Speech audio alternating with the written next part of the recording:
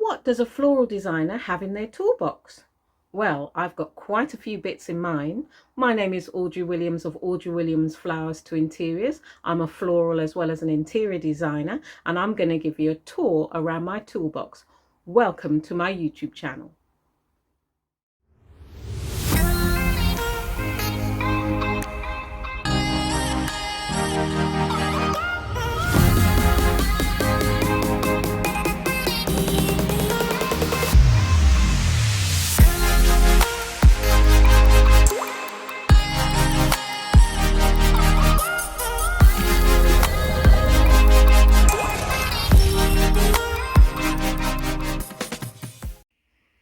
So I bought this beauty box on Amazon, and that's the brand name of it.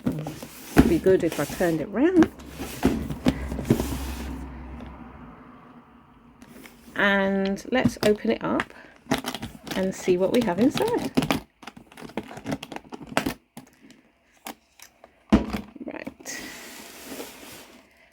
I'm showing you warts and all, because when you close it, these all get jumbled up. So let's pull that to one side. Now, the first thing you might notice is I've got all these wires, and these are floristry wires, and we use those for decorative purposes. So whenever we want to do decorative elements in our designs, and I have them in an array of colors. I have them in the studio as well, which is where this is being filmed. And yes, we use them sort of for decorating, winding round, anything that you want to kind of decorate, some flowers, a design, a frame, or anything that you're using. And they come in loads of different colors. And when it's kind of crinkly like that, I particularly like it, but it also comes straight like that. So that's decorative floristry wire. Also, I have some scissors. Now, the scissors that I use, it depends on what we're using, what we're cutting. So if I'm cutting flowers, then I would use those. If I'm cutting ribbon, I would use those. But my favorite scissors to use are these gorgeous, and they're well worn, Japanese scissors. And when you use them, they don't tire your hand, and you just kind of use them like that. So that's, as you can see, it's well used, is what I use the most. And then it's always good to have a backup pair of scissors.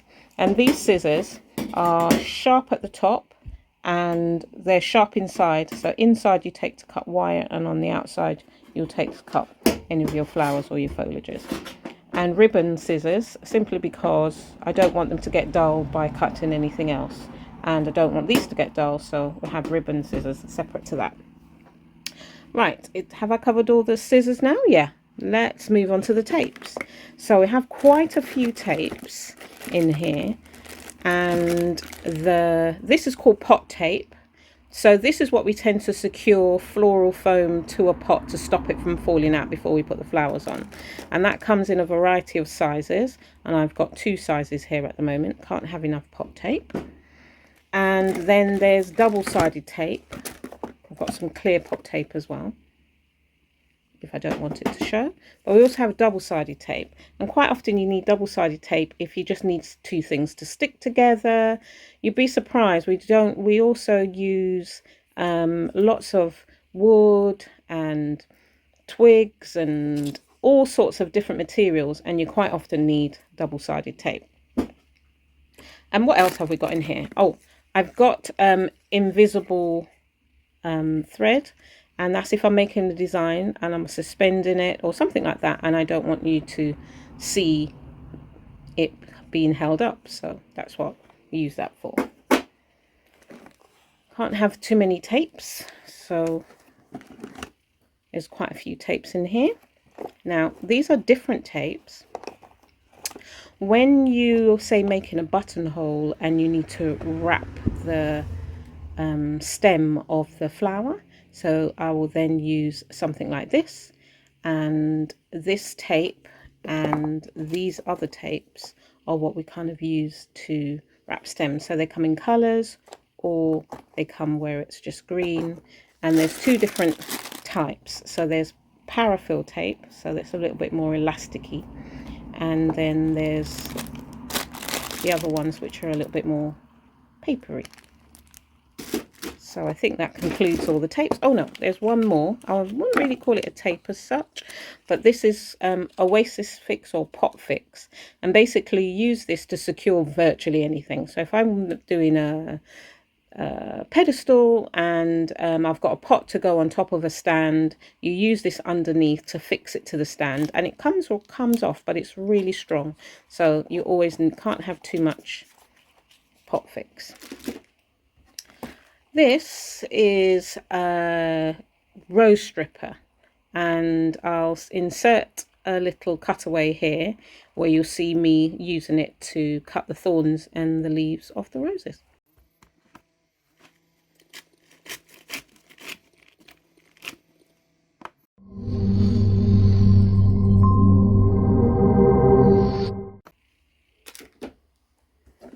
When I make a hand tied, I use these strings to tie off. So we do a spiral, and then once you've made the spiral, I find it very helpful to use this kind of jute cord to keep it in place. Some florists use other tapes, some people use rubber bands. I've seen them use all sorts of things, but this is what I use.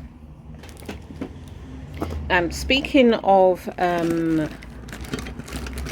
tools, and even more tools, we use a lot of wire. We're always using wire to wind, to wrap things together, to tie things together, to strengthen things. And this is a gorgeous wire cutter. It's really strong, it looks really delicate, and what I really like about that is it's got a little clip on the end, and then you just kind of clip it back, and I love that.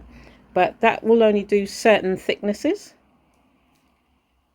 So I need to have, say for example, I'm doing silk flowers and the stems are really thick, then I got this one at a hardware store, and that one is really, does some really chunky stems with that.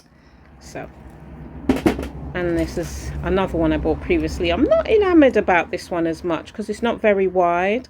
I prefer the orange one, but it's always handy to have extra of everything whenever you're in your toolbox and you're out and about.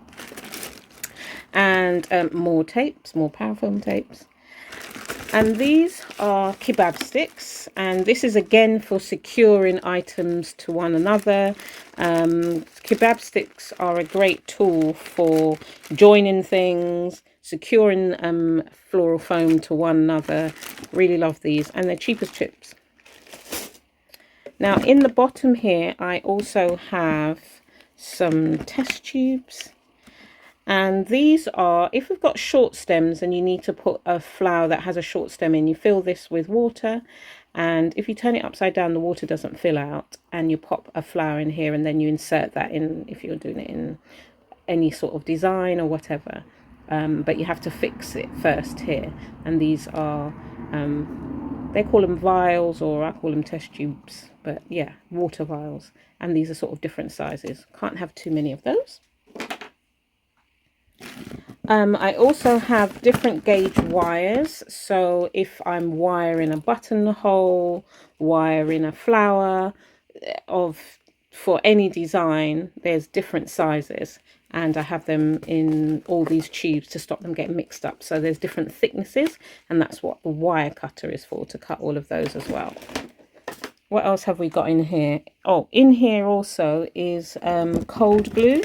So some flowers you can, depending on the design, you can glue the head or the flower or the leaf to whatever design you're making. So these are cold glues, and basically that's a new one, and these are ones that I've used, but they're a complete nightmare. So you always don't get as much out of it as you would like, but yes, always use cold glue. And I think we'll come right down to the bottom now, where I've got yet another wire cutter. And what's it? Tape measure. We're always measuring. If I'm going on a job or anything, need to know the size of everything. So retractable tape measure. and this is a glue spreader which actually belongs up here. So when we're using the cold glue, I normally put it in a little pot. So that's this here. I'll put the glue in there, and then we use that to dip in the glue and then paint on what we do. Yeah, so that's quite a handy little thing. What else have we got in here? Right, so I've also got a knife. You'll need to, some people when they cut their flowers, they use a knife, some floral designers, but I prefer scissors, but I always have a knife because you always need to cut something. Always have need to have pearl-headed pins. You always need to pin something, so always have pearl-headed pins. Usually have extras of flower food in here, and if I'm working with like really delicate work, sometimes I need to tighten something, so I've got like these kind of small, and you know, you need to tighten some wire or tighten something when I'm making something, then I kind of use that to kind of hold it. And sometimes you need, if I'm like bending wires or anything like that, I'll use this as well. So that's another tool that I use. Another thing that I use is, this is a flat one, so that's good for gripping something if you need to grip it and turn it. So yeah, can't have too many tools.